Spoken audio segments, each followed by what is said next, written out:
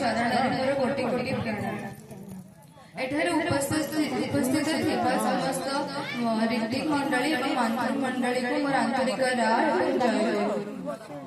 आज शुभ 138तम श्री श्री ठाकुर जन्म महोत्सव एवं 21तम विग्रह प्रतिष्ठा उत्सव मत किसी कहवाक सुजोग मिली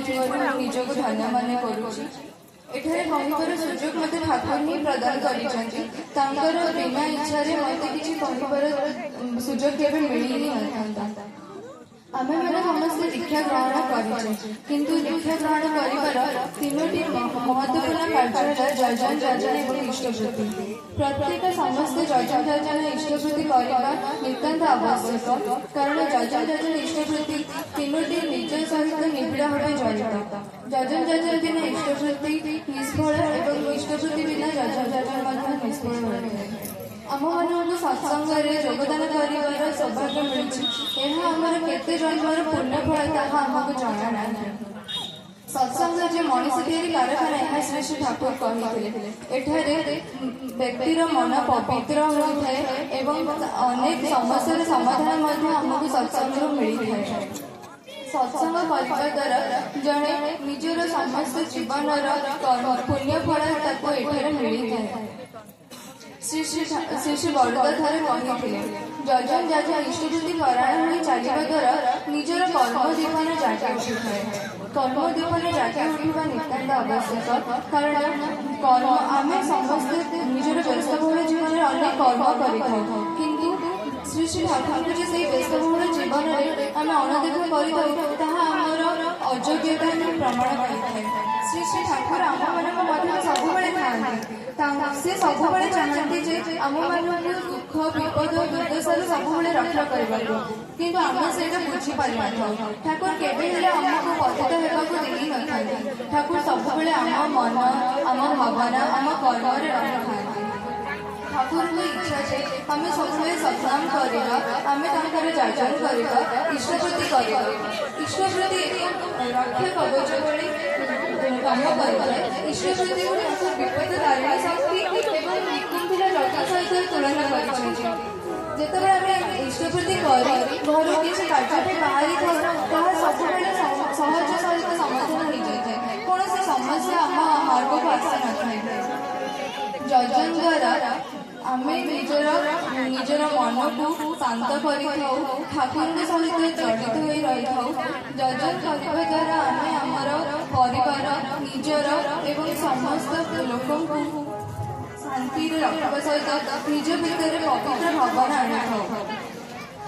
सत्संग करने द्वारा समस्ते शांति रखा सहित निजर भावना को आमको सब नाम करवा उचित अहरह नाम करवा उचित नाम एवं नाम अभेद होता नाम करने द्वारा नामीकर स्वरूप आम आखि सामने भासी उठी थाए यह अनवरत कर अभ्यास कर कारण अभ्यास न कर प्रथम प्रथम आम जो नाम कर अनेक अभ्यंतर चिंता आसी था कि ध्यान देवा उचित श्री श्री ठाकुर रूप को सम्मुखें रखी अनवरत नाम कर चलवा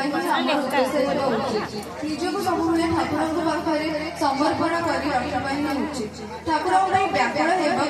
होगा कारण व्याकुल न आज जाए कौन काम नहीं निजर किसी काम करने ठाकुर व्याकुल व्याकुल से काम आम ठाकुर को आनीपार ठाकुर इच्छा पूर्ण होता है।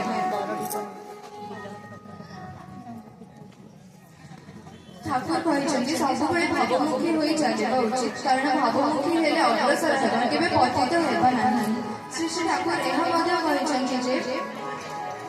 जजन जाजन इष्टवृत्ति करले काटे महाभक्ति यार अर्थ जे जदि आम जजन जाजन करुचे इष्टवृत्ति करुचे आमर बड़ बड़ विपद सब टली जाए बहुत प्रश्न भी उठुची जे जजन जाजन इष्टवृत्ति करवा द्वारा कौन आम कौन विपद पड़वानी कौन समस्या आम सम्मुख को आसबनी ताहा नुहे समस्या आसब संसार रोचे मैंने समस्या आम निकट को निश्चय आसब କିନ୍ତୁ ଏହାର ଅର୍ଥ ଏହା ଯେ ଯେତେ ବଡ଼ ସମସ୍ୟା ଆସିଥାନ୍ତା ସେତେ ବଡ଼ ଭାବରେ ଆମେ ତାକୁ ସମ୍ମୁଖୀନ କରିବାନି, ଅନେକଟାରେ ସମସ୍ୟା ସମାଧାନ ହୋଇଯିବ। ତେଣୁ ଏଠାରେ ଉପସ୍ଥିତ ଥିବା ସମସ୍ତ ଗୁରୁ ଭାଇମାନଙ୍କୁ ଏବଂ ମାଆମାନଙ୍କୁ ଗୋଟେ ହିଁ କଥା କହିବାକୁ ଚାହୁଁଛି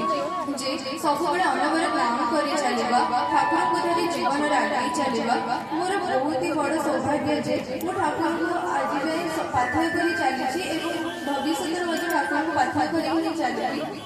ଈଶ୍ୱର ହିଁ ମୋର ସବୁବେଳେ ଅଗ୍ରରେ ରହିବେ, ଅଗ୍ର ପୂଜ୍ୟ ହେବେ। ମୁଁ ଏତିକି କହି ମୋ ଆଲୋଚନା ପ୍ରସଙ୍ଗକୁ ସମାପ୍ତ କରୁଛି। ଜୟ ଜୟ।